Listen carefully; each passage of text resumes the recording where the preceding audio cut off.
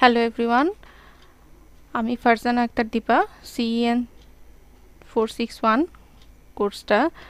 কোর্সের নেম হচ্ছে গিয়ে ইরিগেশন অ্যান্ড ফ্লাড কন্ট্রোল।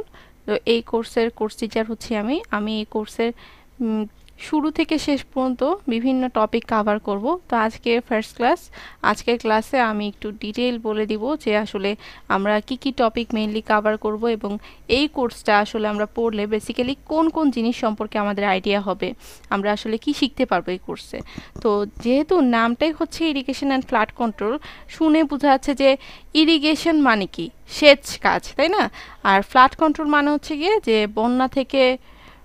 বন্যা যে প্রবাহিত হয়ে যাচ্ছে বা বন্যা কবলিত কোনো স্থান আমাদের কাছে যদি পাই আমরা, তখন সেই স্থানটাকে কিভাবে আমরা ওই বন্যা থেকে আমরা কি করতে পারি, কন্ট্রোল করতে পারি বা প্রতিহত করতে পারি বন্যাটাকে। এখন এই প্রতিহতটাতে আমরা, বন্যা তো আসলে সেটাকে আমরা দমিয়ে রাখতে পারবো না, আমরা কোনো স্ট্রাকচার বা যে কোনো কিছুর মাধ্যমে আসলে সেটাকে কি করব, প্রোটেক্ট করার চেষ্টা করব ওই এরিয়াটাকে, ঠিক আছে? তো এই যে ইরিগেশন যেই জিনিসটা বা টপিকটা বা টার্মটা, এটা অ্যাকচুয়ালি আমাদের সিভিল ইঞ্জিনিয়ারিংয়ের সাথে বা সিভিল ইঞ্জিনিয়ারিং কোর্সে কিভাবে ইনক্লুডেড হলো বা কেন আসলো, সেই কোয়েশ্চেনটা তো আমাদের সবার মাথায় আসতে পারে যে আমরা হচ্ছে কি সিভিল ইঞ্জিনিয়ারিং শিখছি, তাহলে আমরা কেন ইরিগেশন সম্পর্কে আসলে জানবো, বা ইরিগেশনটা আমাদের আসলে শেখাটা জরুরি কেন, বা আসলে এটা অ্যাকচুয়ালি কেনই বা এই কোর্সের সাথে বা এই ইঞ্জিনিয়ারিং টপিক্সের মধ্যে চলে আসলো। বেসিক্যালি ইরিগেশন মানে হচ্ছে গিয়ে যে কোনো একটা ল্যান্ড আছে, যেই ল্যান্ডে হচ্ছে গিয়ে কোনো প্ল্যান্ট হচ্ছে গিয়ে বপন করা হচ্ছে বা গ্রো করবে, সেখানে আসলে আমার একটা সাফিসিয়েন্ট অ্যামাউন্ট অফ ওয়াটার লাগে সেই প্ল্যান্টের গ্রোয়ের জন্য।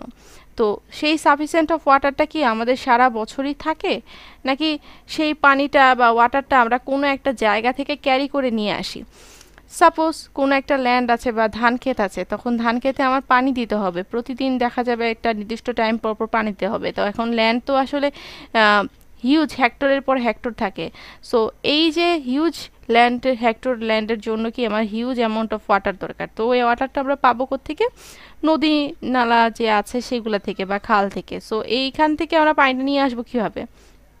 নদী আছে একটা প্রান্তে আর আমার ল্যান্ডটা হচ্ছে আরেকটা প্রান্তে, তো সেখান থেকে আসলে পানিটা নিয়ে আসতে হলে আমাকে অবশ্যই কী করতে হবে, যে কোনো একটা ক্যানেল ডিজাইন করতে হবে। কি করতে হবে? ক্যানেল ডিজাইন করতে হবে। সো যেই ক্যানেলের মাধ্যমে আমরা হচ্ছে কি করতে পারি, বা চ্যানেলের মাধ্যমে আমরা কি করতে পারি, রিভারের ওয়াটারটাকে হচ্ছে গিয়ে এই ফিল্ডে নিয়ে আসতে পারি। সো এই যে চ্যানেল ডিজাইনটা, এই ডিজাইনটার কাজটা বেসিক্যালি কারা করে? সিভিল ইঞ্জিনিয়াররা।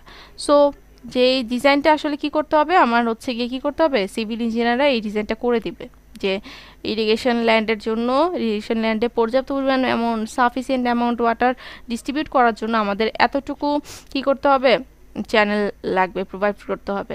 তো কত ঘন্টা পর পর আমরা ওই ল্যান্ডে পানি দিব, বা কত দিন পর পর পানি দিব, বা কত ঘন্টা ধরে আমরা হচ্ছে গিয়ে আমার ওয়াটার পাম্পটাকে চালালে সেই সাফিসিয়েন্ট অ্যামাউন্ট অফ ওয়াটারটা সে পাবে, এই গাছটা পাবে।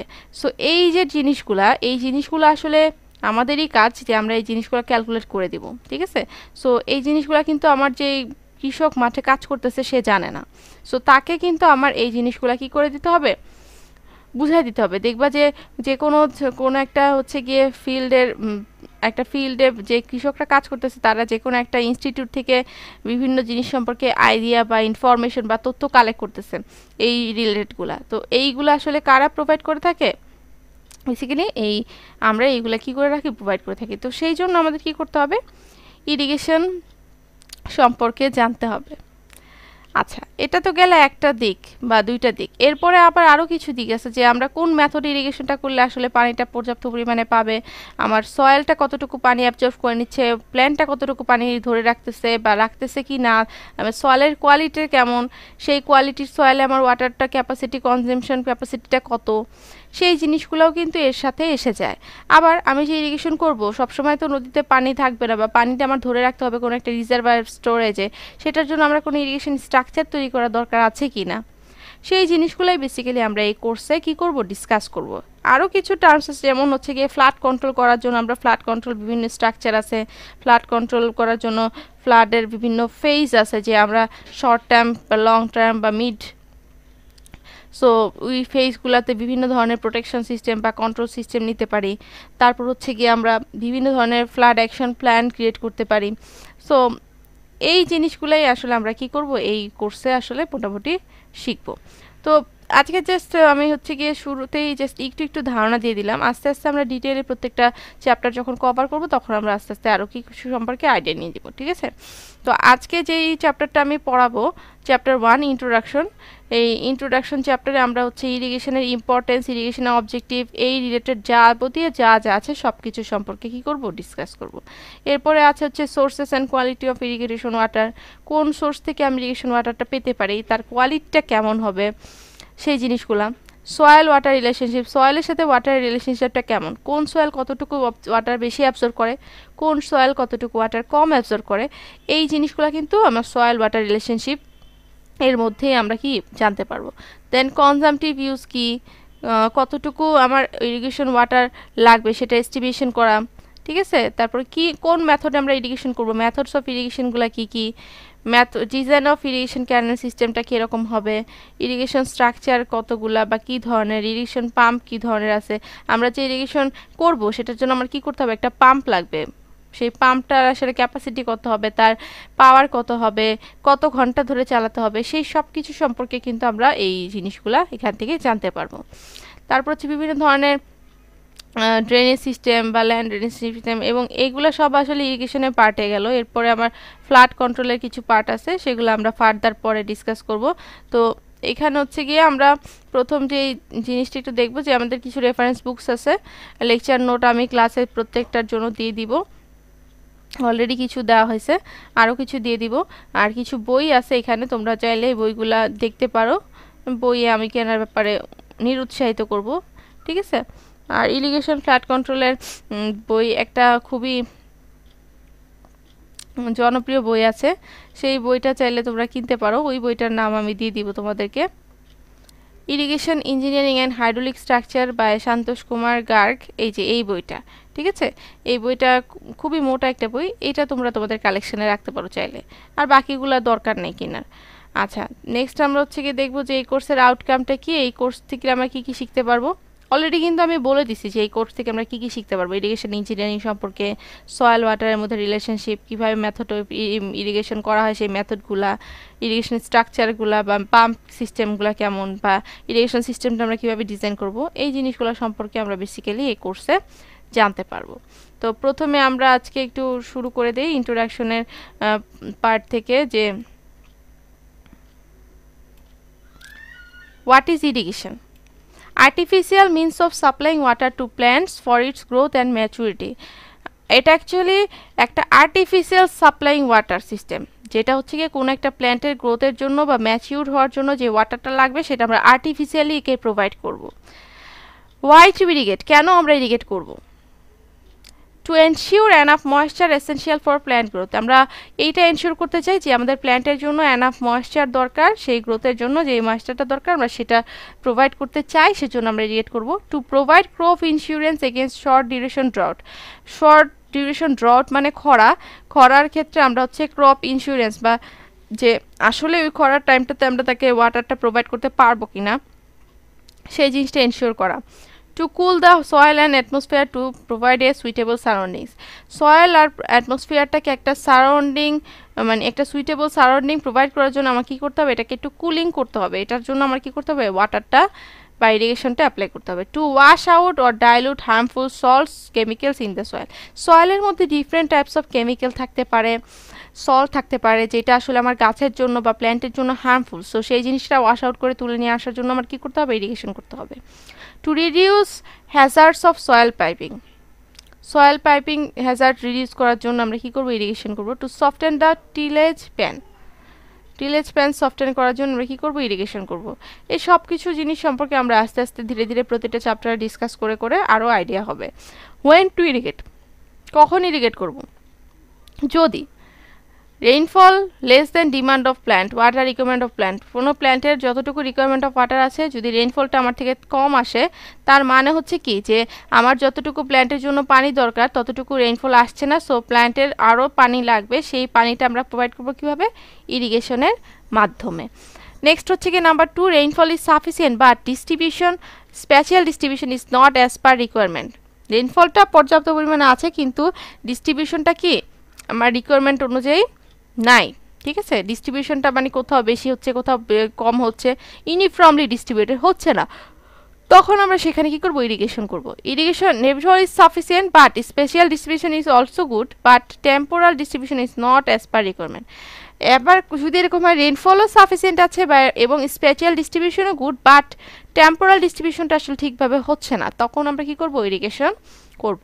ফর সায়েন্টিফিক ডেভেলপমেন্ট কি ফর হাইয়ার অধিক ফলনের জন্য আমরা কি করি, বিভিন্ন ধরনের সায়েন্টিফিক ডেভেলপমেন্ট করি, সেটার জন্য আমাদের কি করতে হয়, ইরিগেশন করতে হয়। Fertiliser must, irrigation must, insecticide must, যের জন্য আমাদের কি করতে হবে, ফার্টিলাইজার, ইরিগেশন, ইনসেকটিসাইড এগুলো অবশ্যই প্রোভাইড করতে হবে। ঠিক আছে, নেক্সট আমরা দেখব অ্যাডভান্টেজ অফ ইরিগেশন। ইরিগেশনের অ্যাডভান্টেজগুলো কী কী? নাম্বার 1 হচ্ছে ইনক্রিজ ফুড প্রোডাকশন আমরা ইনক্রিজ করতে চাই কি, সেটা আমরা কীভাবে করতে পারি, মাল্টিপল ক্রপিং। আমরা যে কোনো একটা ফসল যে একটা ফিল্ডে বুনছি সে বা রোপণ করছি, সেখানে আমরা ডিফারেন্ট টাইপস অফ ক্রপস একই সাথে কি করতে পারি, ক্রপিং সিস্টেমটা ইমপ্লিমেন্ট করতে পারি। যে আমরা একটা ফিল্ডে হচ্ছে গিয়ে অ্যাট এ টাইম এই অনেক বড় একটা গাছ লাগাচ্ছি কিন্তু তার মাঝখানে ছোট কোনো চারা গাছ আমরা লাগিয়ে দিচ্ছি, সেই জিনিসগুলো আমরা কি করতে পারি, নিয়ে আসতে পারি। গ্রোয়িং হাই ইল্ড ভ্যারাইটিস, তখন অনেক অধিক পরিমাণে কি হতে হবে, ফসল আমরা পাবো। টাইমলি এগ্রিকালচার অপারেশনটা টাইমলি করার জন্য আমরা কি করব, ইরিগেশন করব। কন্ট্রোল অফ ওয়েট কন্ট্রোল করার জন্য আমরা কি করব, ইরিগেশন করব। এগুলো সবগুলোই আসলে কি ফুড প্রোডাকশনটাকে ইনক্রিজ করার জন্য আমরা করছি। নাম্বার 2 হচ্ছে modify soils or climatic environment leaching. Soil আর ক্লাইমেটিক এনভায়রনমেন্টটাকে যদি আমরা মডিফাই করতে চাই, যেটা আসলে একটা টার্ম দিয়ে বোঝানো হচ্ছে লিচিং। লিচিংটা হচ্ছে কি, যে সয়েলের সাথে যে সল্ট আছে সেই সল্টটাকে আসলে ওয়াশ আউট করে নিয়ে আসা, সেটাকে বলা হচ্ছে লিচিং। নাম্বার 3 হচ্ছে lessen risk of catastrophic caused by drought. Lessen risk মানে রিস্ক অফ ক্যাটাস্ট্রফিক কজ, যেটা খরা ক্রিয়েট করতে পারে সেটা আসলে কমিয়ে নিয়ে আসা। Increase income and national cash flow, income বাড়ানোর জন্য বা ন্যাশনাল ক্যাশ ফ্লো কী করার জন্য, ইনক্রিজ করার জন্য আমরা কী করব, ইরিগেশন করব। ইনক্রিজ লেবার এমপ্লয়মেন্ট ইনক্রিজ করার জন্য আমরা কী করব, ইরিগেশন করব। ইনক্রিজ স্ট্যান্ডার্ড অফ লিভিংটাকে ইনক্রিজ করার জন্য আমরা কী করব, ইরিগেশন করব। এখন কোয়েশ্চেন হতে পারে যে কিভাবে ইরিগেশনের মাধ্যমে স্ট্যান্ডার্ড অফ লিভিং আমার ইনক্রিজ হচ্ছে। তুমি ইরিগেশনের মাধ্যমে অধিক প্রোডাকশন করছো, তুমি সেটা অধিক কি সেল করতে পারছো, অধিক প্রাইসে পাচ্ছ, তুমি অ্যামাউন্ট তোমার লাভ বেশি হচ্ছে, তখন তুমি তোমার লাইফস্টাইল এবং স্ট্যান্ডার্ড অফ লিভিংটা কি করতে পারতেছো, চেঞ্জ করতে পারতেছো। আগে যেরকম একটা কৃষকের পজিশন ছিল বা অবস্থা ছিল, এখন কি কৃষকদের পজিশন বা অবস্থা সেই রকম? অবশ্যই না, দে আর ফার বেটার দেন বিফোর, তাই না? তো তাদের সেই ক্ষেত্রে আমাদের কি করতে হবে, আমাদের ইরিগেশনটা আসলে কি করতে পারে, স্ট্যান্ডার্ড অফ লিভিংটাকে ইনক্রিজ করতে পারে। ইনক্রিজ ভ্যালু অফ ল্যান্ড, যে কোনো ল্যান্ডের ভ্যালু কি হয়ে যায়, ইনক্রিজ করতে পারি আমরা। তারপর হচ্ছে ডোমেস্টিক অ্যান্ড ইন্ডাস্ট্রিয়াল ওয়াটার সাপ্লাইটা আমরা কি ইরিগেশনের মাধ্যমে কি করতে পারি, ঠিকভাবে আসলে ডিস্ট্রিবিউশন করতে পারি। Improve communication and navigation facility মানে হচ্ছে গিয়ে নেভিগেশন মানে হচ্ছে গিয়ে যে কোনো একটা ব্রিজ বা হচ্ছে গিয়ে নদীর মাঝখান দিয়ে যে চলাচল করার জন্য, নৌযান চলাচল করার জন্য যতটুকু পরিমাণ হাইট থাকা উচিত সেটা আছে কি না, সেটাকে বলা হচ্ছে নেভিগেশন। ঠিক আছে, সো এটাকে ইমপ্রুভ করতে পারি। ইমপ্রুভ গ্রাউন্ড ওয়াটার স্টোরেজটা ইমপ্রুভ করতে পারি। ডেভেলপমেন্ট অফ রিক্রিয়েশনাল ফ্যাসিলিটিস তৈরি করতে পারি। যেমন সাপোজ আমি একটা এক্সাম্পল দিতে পারি, হাতির ঝিল। এখানে প্রথম আমাদের উদ্দেশ্য ছিল যে হচ্ছে গিয়ে আমরা একটা আমাদের যে ময়লা পানিটা সেটাকে আমরা কি করব, পরিশোধন করব। সো আস্তে আস্তে এটা এখন একটা কি বিনোদনের জায়গা হয়েছে। এখানে এখন সবাই কি ঘুরতে যাচ্ছে, ঘুরে বেড়ানোর জন্য যাচ্ছে, এটা একটা ভালো সময় কাটানোর জন্য যাচ্ছে, ফ্যামিলি নিয়ে ঘুরতে যাচ্ছে। সো এই জিনিসটা কি একটা ডেভেলপমেন্ট অফ রিক্রিয়েশনাল ফ্যাসিলিটিস তৈরি হয়েছে না, সেই জিনিসটাকে আসলে বলা হচ্ছে। ইমপ্রুভ ফিশ কালচারও কি করা হচ্ছে, ইমপ্রুভ করা হচ্ছে কিসের মাধ্যমে, ইরিগেশনের মাধ্যমে। এখন আমি ডিসঅ্যাডভান্টেজগুলো কী কী, আসলে এগুলো সব ছিল অ্যাডভান্টেজ। ডিসঅ্যাডভান্টেজটা কি, রাইজ অফ ওয়াটার টেবিলটা বেড়ে যেতে পারে। ওয়াটার লগিং প্রবলেম ক্রিয়েট হতে পারে, মানে যেইখান দিয়ে আসলে পানিটা যাওয়ার কথা সেই পথটা আসলে আস্তে আস্তে বন্ধ হয়ে যাওয়া। ঠিক আছে, ইম্পেয়ার্ড সয়েল এরেশন কিভাবে বন্ধ হয়ে যাবে? সো মাটিটা আসলে ভেঙে ভেঙে ছোট ছোট টুকরা হয়ে গেল, তখন ওই জায়গাটা কি হয়ে যাবে? ক্লগ হয়ে যাবে। ইম্পেয়ার্ড সয়েল এরেশন, সয়েলের মাঝখানে কি হতে পারে? এরেশনের যে যা ইয়েটা সেটা কি হতে পারে? ক্রিয়েট হতে পারে। রেস্ট্রিক্টেড রুট সিস্টেম, রুট সিস্টেমটা কি হতে পারে? রেস্ট্রিক্টেড হতে পারে। Toxicity of nutrients, soil erosion, soil erosion হতে পারে। প্রোডাকশন অফ হার্মফুল গ্যাসেস, অনেক বেশি হার্মফুল গ্যাসেস প্রোডাক্ট হতে পারে, যেটা আসলে আমাদের প্ল্যান্টের জন্য বা প্ল্যান্টের রুটের জন্য কি ভালো না। নেক্সট হচ্ছে কি irrigation as a subset of production system and the environment. খুবই ইম্পর্টেন্ট একটা পয়েন্ট যে ইরিগেশনটা হচ্ছে প্রোডাকশন সিস্টেমের একটা সাবসেট এবং এনভায়রনমেন্টের। কেন? One can not simply start irrigation without improving other production inputs. যে কোনো কেউ কি করতে পারে না, ইরিগেশনটা স্টার্ট করতে পারে না অন্য প্রোডাকশন সিস্টেম ইনপুটগুলোকে না ইমপ্রুভ করে। কেমন? Which may also be limiting crop production, যেটা অলসো কি করতে পারে? লিমিটিং ক্রপ প্রোডাকশনটাকে লিমিট করতে পারে। Such as fertilisers, labour availability, market of produce, pest control, cultivation equipment, drainage. ঠিক আছে, সো ফার্টিলাইজার আসলে প্রোভাইড করতে হবে, লেবার অ্যাভেলেবিলিটি আছে কিনা দেখতে হবে, মার্কেট অফ প্রোডাকশনটা প্রোডিউস ঠিকভাবে হচ্ছে কিনা, পেস্ট কন্ট্রোল ঠিকভাবে হচ্ছে কিনা, এই সবগুলা জিনিসগুলো আমরা যদি ঠিকভাবে প্রোভাইড করতে পারি তাহলে আমরা কি বলতে পারবো? যে প্রোডাকশন সিস্টেমটা কি হবে? বেটার হবে। ঠিক আছে, yield water application interaction. Yield মানে বোঝানো হচ্ছে ক্রপ ইয়েল্ড, মানে ক্রপ কত হচ্ছে, ফলন কত বেশি হচ্ছে সেটা বোঝানো হচ্ছে। ওয়াটার অ্যাপ্লিকেশন মানে কতটা পানি আমি অ্যাপ্লাই করতেছি। এই যে এই পাশে প্রিসিপিটেশন, প্রিসিপিটেশন মানে হচ্ছে গিয়ে যে বৃষ্টিপাতটা যে পৃথিবীতে আসছে সেটা অ্যামাউন্টটা, এবং ক্রপ ইয়েল্ডের পরিমাণটা। প্রিসিপিটেশনের মাধ্যম বাড়ার সাথে সাথে আমাদের গ্রাফে যদি আমরা খেয়াল করে দেখবো, যত প্রিসিপিটেশন বাড়ছে আমাদের ক্রপের ইয়েল্ড কি তত বাড়তেছে, যে পার হেক্টরে এত টন করে আমার কি হচ্ছে? ক্রপ ইয়েল্ড পাচ্ছি আমরা। তার মানে রেইনফল বা প্রিসিপিটেশন বা ওয়াটার ডিস্ট্রিবিউশন বা ওয়াটার সাপ্লাই আমার যত ভালো হচ্ছে বা বেশি হচ্ছে, আমার প্রোডাকশনও তত কি হচ্ছে? ভালো হচ্ছে। ঠিক আছে, এই কার্ভটাকে বলা হয় প্যারোকিয়াল ইন। এই কার্ভটা আসলে একটা প্যারোকিয়াল ইন নেচার, মানে হচ্ছে একটা পয়েন্ট পর্যন্ত এটা বাড়তে থাকবে, এরপরে আবার কি করতে থাকবে? কমতে থাকবে। অতিরিক্ত পানিও আবার কিন্তু আমার গাছের জন্য কি না ভালো না, ক্ষতিকর। তখন কি করবে? ওই পানিটা গাছের গোড়ায় যেয়ে জমে থাকবে, গাছের রুটটা পচে যাবে, তখন গাছটা মারা যাবে। ঠিক আছে, সো সেটাও কি করা যাবে না, খেয়াল রাখতে হবে যে সেটাও যাতে না হয়। আচ্ছা, এই শেপটা কি দেখো? Soil, climate, crop type, fertility, precipitation, এই সবগুলো জিনিসের উপর কি করে? বেস করে। Irrigation is also a part of the hydrologic cycle. Obviously এটা আসলে কি একটা হাইড্রোলজিক সাইকেলের একটা পার্ট, কারণ যেই ওয়াটারটা আমরা পৃথিবীতে আসতেছে, যেই সোলার রেডিয়েশনটা আমাদের আসতেছে, এই ওয়াটার এবং সোলার রেডিয়েশন দুইটাই আমার প্ল্যান্টের কি কাজে লাগছে। সো প্ল্যান্ট কি করতেছে? তার ফুড প্রোডাকশন করার জন্য কি করতেছে? সোলার রেডিয়েশনটাকে ইউজ করতেছে, এবং সে কি করতেছে? যে যে ওয়াটারটা আসতেছে এই ওয়াটারটাও সেই রুট দিয়ে ধরে রাখতেছে। সো এইটা কিন্তু একটা হাইড্রোলজিক সাইকেলের পার্ট, একটা মেজর পার্ট। ঠিক আছে, সো এই পানিটা আবার রিসাইকেল হয়ে একইভাবে ওই যে প্রিসিপিটেশন বা ইভাপোরেশন বা ট্রান্সপিরেশন এইসব প্রসেসের মাধ্যমে কি করছে? সমুদ্রে যে জমা হচ্ছে, সমুদ্র থেকে আবার ইভাপোরেশনের মাধ্যমে কি আকাশে যে ক্লাউড ফর্মে জমা হচ্ছে। সো ইরিগেশনটা কি হাইড্রোলজিক সাইকেলের অন্যতম একটা খুবই ইম্পর্টেন্ট পার্ট। নেক্সট আমরা দেখব law of conversion of masses. Law of conversion of energy আমরা জানতাম যে শক্তিকে কখনো ধ্বংস বা বিনাশ করা যায় না, শক্তি সবসময় কি থাকে? একই থাকে। এটা শুধুমাত্র একটা শক্তির রূপ থেকে আরেকটা শক্তিতে রূপে রূপান্তরিত হয়। সো ওয়াটারের ক্ষেত্রে আবার এরকম কি law of conversion of masses আছে কি? Water can not be destroyed or created. পানি কখনো ডিস্ট্রয়েডও হবে না এবং ক্রিয়েটও করা যাবে না। It must be accounted for with in an irrigation system or river basin. এটা অবশ্যই কি হবে? একটা ইরিগেশন সিস্টেমের মধ্যে থাকবে অথবা একটা রিভার বেসিনের মধ্যে থাকবে। The only consumptive or consume portion of diverted water is evapotranspiration. Consumptive অথবা কনজিউম পোর্শন অফ ডাইভার্টেড ওয়াটারটা কি অ্যাকচুয়ালি ইভাপোট্রান্সপিরেশন হয়ে যেটা যাচ্ছে সেটাই। ঠিক আছে, ইভাপোট্রান্সপিরেশন বলতে আমরা এখানে কি বোঝাচ্ছি? ইভাপোরেশন হচ্ছে গিয়ে কোনো আমাদের সয়েল থেকে বা আর্থের থেকে যেই ওয়াটারটা চলে যাচ্ছে সেটা ইভাপোরেশন, আর ট্রান্সপিরেশনটা হচ্ছে গিয়ে প্ল্যান্ট থেকে যেই ওয়াটারটা উড়ে বাষ্পীভূত হয়ে চলে যাচ্ছে সেটা হচ্ছে কি ট্রান্সপিরেশন। এই সয়েল থেকে ওয়াটার এবং প্ল্যান্ট থেকে ওয়াটার এবং হিউম্যান বডি থেকে যে ওয়াটার, এই সবগুলোকে একসাথে কি বলতেছি আমরা?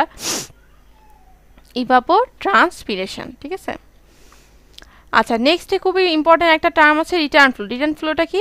The balance of diverted water will either, যেই ওয়াটারটা ডাইভার্ট হয়ে যাচ্ছে সেটা কি হবে, এটা either surface run of the surface, হয় এটা সারফেস উপর দিয়ে রান অফ হয়ে চলে যাবে পার্কুলেশন বিরোধার উর্জন, অথবা সেটা কি হবে সারফেসের একটা লেয়ার নিচে পার্কুলেট করে চলে যাবে রুট জোনে, sheep from canals and reservoir, অথবা এটা কি হবে ক্যানেলস আর রিজার্ভার থেকে সিপ হয়ে চলে আসবে, বি স্পিল ফ্রম ক্যানেল, অথবা এটা কি হবে ক্যানেল থেকে উপচে পড়ে যাবে।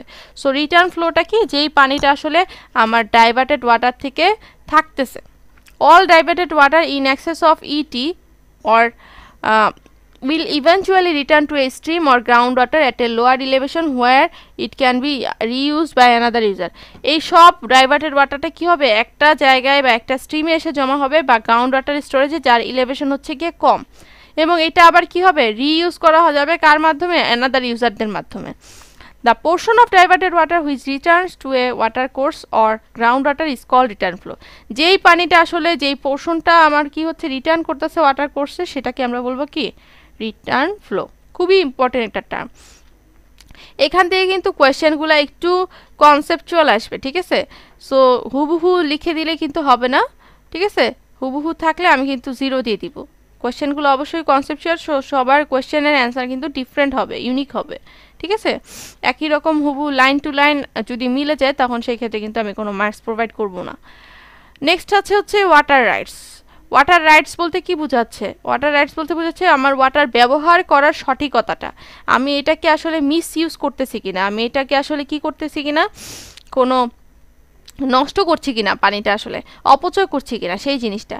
In addition to determine the adequacy of water sources one must also consider the effect of diversion on change in water use on other user. এখন একটা জায়গা থেকে আমি এক জায়গায় পানি ক্যারি করে নিচ্ছি, ফুল ওয়াটারটাই কিন্তু আমার ইউজেবল হবে না, কিছুটা ওয়াটার কি হয়ে যাবে এখানে নষ্ট হয়ে যাবে নিয়ে আনা নেওয়ার কাজে বা হচ্ছে গিয়ে কাজ করার সময়।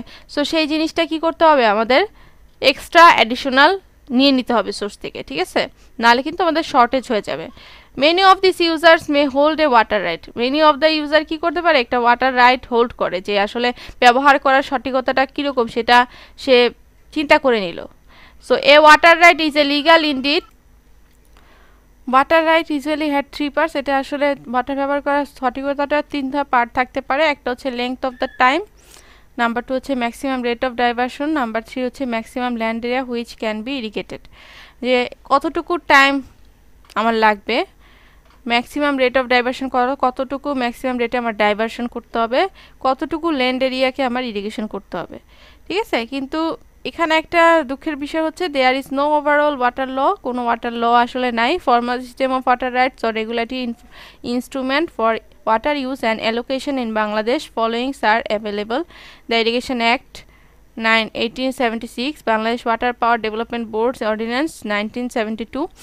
আসলে বাংলাদেশে সাধারণত ওয়াটারের জন্য কোনো এরকম বেসিক্যালি ল নাই, কোনো ওয়াটার রাইটের জন্য কোনো আলাদা সিস্টেম নেই, বাট কিছু আছে, যেমন হচ্ছে ইরিগেশন অ্যাক্ট আছে, water and power development board ordinance আছে, লোকাল গভর্নমেন্ট অর্ডিন্যান্স আছে, ইরিগেশন ওয়াটার রেট অর্ডিন্যান্স আছে, ঠিক আছে? Main thing is that in practical no law is maintain and there is no monitoring. আসলে প্র্যাকটিক্যালি কোনো লই maintain করা হয় না, কোনো মনিটরিং আসলে সাধারণত হয় না। নেক্সট হচ্ছে গিয়ে ইরিগেশন ইঞ্জিনিয়ারিং। ইরিগেশন ইঞ্জিনিয়ারিংটা অ্যাকচুয়ালি কি is an applied subject dealing with investigation, planning, design, execution, control and servicing of irrigation and aligned work. এটা বেসিক্যালি কি যে ইনভেস্টিগেট করতে হবে, প্ল্যান করতে হবে, ডিজাইন করতে হবে, এক্সিকিউট করতে হবে, কন্ট্রোল করতে হবে এবং ফাইনালি সার্ভিস দিতে হবে, ঠিক আছে? এটা একটা multi disciplinary area, multipurpose project. কারণ কি আমি কোনো একটা জায়গায় ইরিগেশন করতে চাচ্ছি, সেই জায়গাটা আসলে কি করতেছে, ওই জায়গাটার ভ্যালু, ল্যান্ড ভ্যালু বাড়িয়ে দিচ্ছে, ওই জায়গাটার যে পলিউশন হচ্ছে সেগুলো থেকে ওই জায়গাটাকে কি করতেছে বাঁচাচ্ছে, এরপর হচ্ছে গিয়ে সেইটা একটা সুন্দর একটা কি রিক্রিয়েশনের এরিয়া তৈরি হয়ে যাচ্ছে।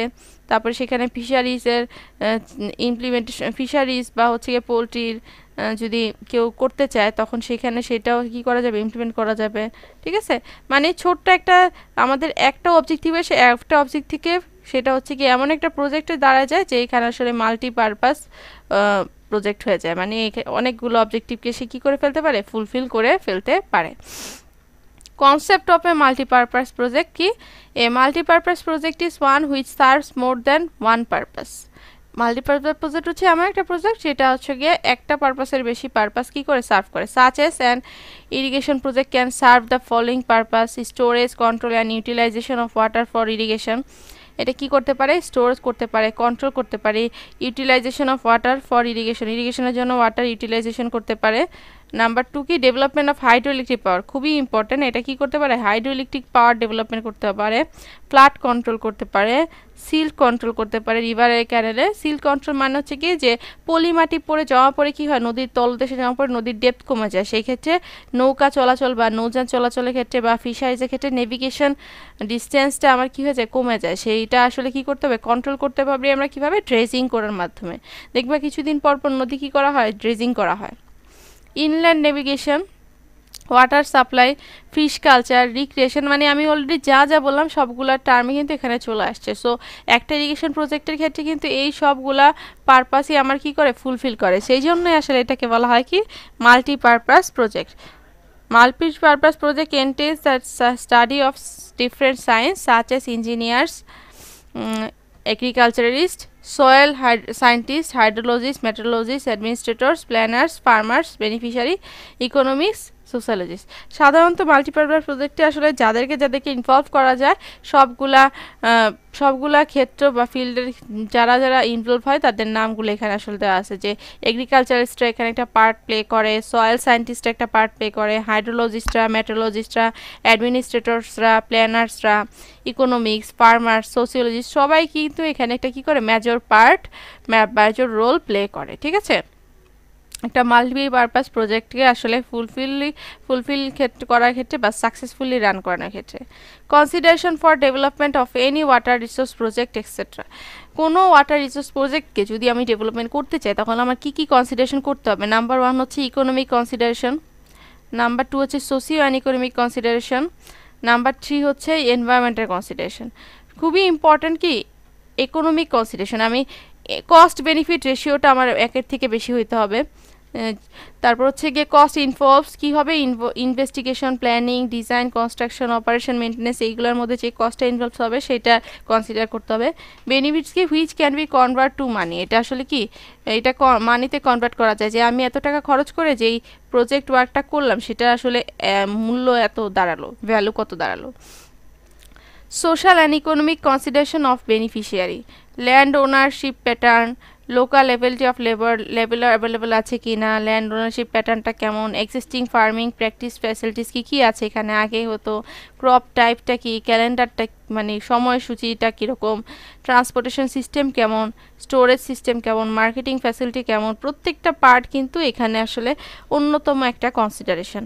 তারপর ব্যাংকিং ফ্যাসিলিটি কীরকম আছে এখানে, টেকনিক্যাল অ্যাডভাইসারি সার্ভিস কীরকম আছে, overall education level and consciousness, main জিনিস এটা কনসাসনেস অবশ্যই থাকা লাগবে।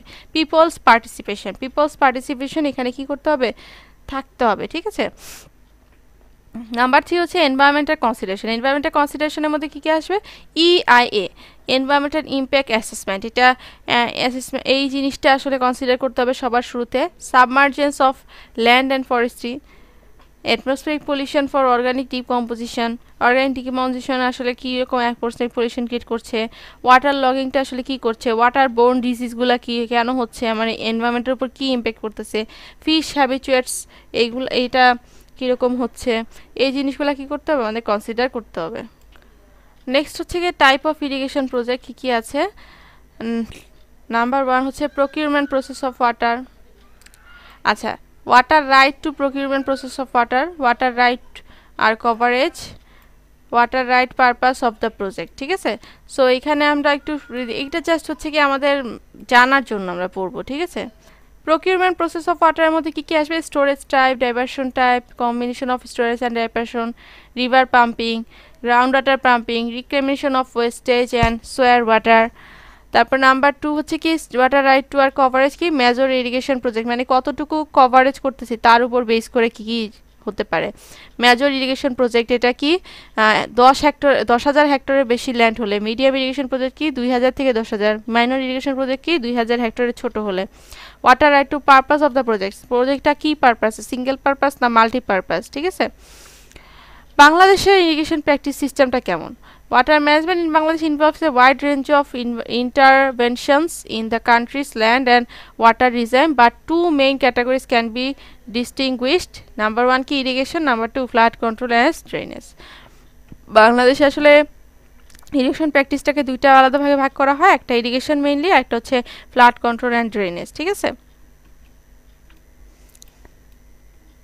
ন্যাশনাল ওয়াটার পলিসি কি? ন্যাশনাল ওয়াটার পলিসিতে আসলে বেসিক্যালি 6টা এলিমেন্টস আছে। এলিমেন্টগুলো হচ্ছে কি জাস্ট আমরা একটু দেখব যে encourage and promote continued development of minor irrigation without effecting drinking water supplies. Number 2 কি encourage future ground water development for irrigation by both public and private sector. প্রথমটা কি বলছে যে আসলে আমরা এনকারেজ করব এবং প্রমোট করব কি মাইনর ইরিগেশন ডেভেলপমেন্টগুলো, যেটা আসলে কি করবে না আমার ওয়াটার সাপ্লাইটা, যেই ওয়াটার সাপ্লাইটা আমার খাওয়ার কাজে বা ড্রিঙ্কের কাজে ইউজ করা হচ্ছে সেটাকে ইফেক্ট করবে না। নাম্বার 2 কি ground water future ground water ডেভেলপমেন্টটাকে ইরিগেশনের মাধ্যমে কি করব পাবলিক অ্যান্ড প্রাইভেট সেক্টরে এনকারেজ করার চেষ্টা করব, যে গ্রাউন্ড ওয়াটার সিস্টেমটাকে ডেভেলপমেন্ট করার চেষ্টা করব। কারণ গ্রাউন্ড ওয়াটার সিস্টেমটাতে আমরা যদি রিচার্জ পাই তাহলে আমরা এটা দিয়ে কি অনেক একটা হিউজ টাইম পর্যন্ত আমরা কি করতে পারবো, এটাকে ইউজ করতে পারবো। Improve resources utilisation through consumptive use of all forms of surface water and ground water for irrigation. আমরা কি করতে পারি, রিসোর্সটাকে হচ্ছে কি ইউজ করতে ইমপ্রুভ করতে পারি। যে কনজাম্পটিভ ইউজ মানে কি, যে একটা যতটুকু পরিমাণ আমার পর্যাপ্ত পরিমাণ দরকার both surface water and ground water দুইটাকে ইরিগেশনের পারপাসে আমরা কম্বাইনলি কীভাবে ইউজ করতে পারি। Strengthen crop diversification programme for efficient water utilisation. Diversification প্রোগ্রামটাকে আমরা কি করব, ইফিসিয়েন্ট ওয়াটার ইউটিলাইজেশনের জন্য কি করতে পারবো, স্ট্রেংথেন করতে পারবো। Address the problems of agricultural chemicals polluting surface water and ground water. Strengthen systems of monitoring water use, water quality and ground water recharge. আমরা কি করতে পারি, যে ওয়াটার ইউজটাকে মনিটর করতে পারি, ওয়াটার কোয়ালিটিটাকে ইমপ্রুভ করার ক্ষেত্রে, স্ট্রেংথ করার ক্ষেত্রে, এবং গ্রাউন্ড ওয়াটার রিচার্জটাকে কি করার ক্ষেত্রে, স্ট্রেংথেন করার ক্ষেত্রে। ঠিক আছে, এবং বিভিন্ন এগ্রিকালচারাল কেমিক্যাল পলিউশনগুলোর প্রবলেমগুলোকে আমরা আইডেন্টিফাই করতে পারি, সেটা আসলে সারফেস ওয়াটারে বা গ্রাউন্ড ওয়াটারে কীরকম ইম্প্যাক্ট করতেছে সেই জিনিসগুলো আমরা ফাইন্ড আউট করতে পারি। সো এই বেসিক্যালি এই জিনিসগুলো কি আমাদের গভর্নমেন্ট পলিসি, যে এই 6টা এলিমেন্ট নিয়ে বেসিক্যালি কি করে ন্যাশনাল ওয়াটার পলিসি আসলে গঠিত হয়। ঠিক আছে,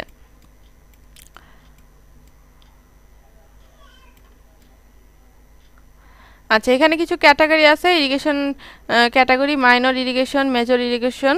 তো মাইনর ইরিগেশনের মধ্যে কি কি আছে, যে এই যে জাস্ট জানার জন্য এখানে যে চিত্র আছে, মাইনরে আছে modern irrigation, private shallow tube well, deep tube well, low lift pump, traditional unmechanised irrigation আছে। মেজর ইরিগেশন সিস্টেম আছে বিডব্লিউডিবি প্রজেক্ট, যেগুলো বাংলাদেশ ওয়াটার ডেভেলপমেন্ট বোর্ড থেকে প্রজেক্ট যেগুলো হয়। টোটাল ইরিগেশন কীরকম হচ্ছে, এখানে একটা ডায়াগ্রামের মাধ্যমে দেখানো আছে যে ইরিগেশন এরিয়া কতটুকু আমার ল্যান্ড হচ্ছে গিয়ে কী করা হচ্ছে, কোন কোন ডিপার্টমেন্ট বা ডিভিশন বা কোথায় কোথায় কারা কারা করতেছে, এটা জাস্ট হচ্ছে গিয়ে জানার জন্য। আচ্ছা এইগুলো আমরা হচ্ছে গিয়ে একটু স্কিপ করব। নেক্সট আমরা চলে যাবো ক্রপিং প্যাটার্নে। ক্রপিং প্যাটার্ন আসলে আমাদের দেশে কয় ধরনের হয়, 3 ধরনের, খারিফ 1, খারিফ 2, রবি। খারিফ 1 হচ্ছে মার্চ থেকে জুলাই, যেটাকে আমরা বলি pre monsoon season. Aus is planted and jute and other crop, জুটও এখানে এই সময়তে হয়। খারিফ 2 কি জুলাই থেকে ডিসেম্বর, এটা হচ্ছে monsoon period. Aman is planted. Rabi পিরিয়ডটা কি নভেম্বর থেকে April, this the winter season. Boro is main crop and other are wheat, pulse, wheat seeds, oil seeds and vegetables etcetera. ঠিক আছে, সো বাংলাদেশে আসলে 3 ধরনের ফসল কি আমরা আসলে, rabi season is the main irrigation season and favourable for high yield. Why, rabi সিজনটা মেইনলি আমার ইরিগেশন সিস্টেমের জন্য কি খুবই ইম্পর্ট্যান্ট এবং favourable for high yield, because এই সময়তে আমার কি হয়, খুব বেশি আমার সানলাইটও থাকে না, আবার খুব বেশি ওয়াটারও থাকে না, যার কারণ হচ্ছে কি ওই টাইম পিরিয়ডটাতে আমার হচ্ছে গিয়ে ওয়াটারের যেই আমার অ্যামাউন্টটা দরকার সেই অ্যামাউন্টটা আমার পর্যাপ্ত পরিমাণে থাকে, এবং ওই সময়তে আমার কি করে বিভিন্ন ধরনের ফসলাদি খুব সহজেই কি হয়ে যায়, এই ফেভারেবল কন্ডিশনের জন্য কি হয়ে যায়, প্রডিউস করা সম্ভব হয়। ঠিক আছে, আচ্ছা নেক্সট আছে হচ্ছে কি social and environment aspects of irrigation and FCD. Irrigation FCD irrigation আর এফসিডির জন্য হচ্ছে সোশ্যাল এনভায়রনমেন্টাল অ্যাসপেক্টগুলো কী কী, এটা জাস্ট হচ্ছে একবার রিডিং দিবা, মুখস্থ করার দরকার নেই এইভাবে করে, জাস্ট একটু জানার জন্য, ঠিক আছে? তাহলে মোটামুটি আমাদের চ্যাপ্টার 1 শেষ, যে ইন্ট্রোডাকশন ছিল আমাদের ইরিগেশনের উপরে, ঠিক আছে? নেক্সট ক্লাসে আমরা চ্যাপ্টার 2 শুরু করব। তো আজকে এইটুকুই থাকুক। Thank you everyone.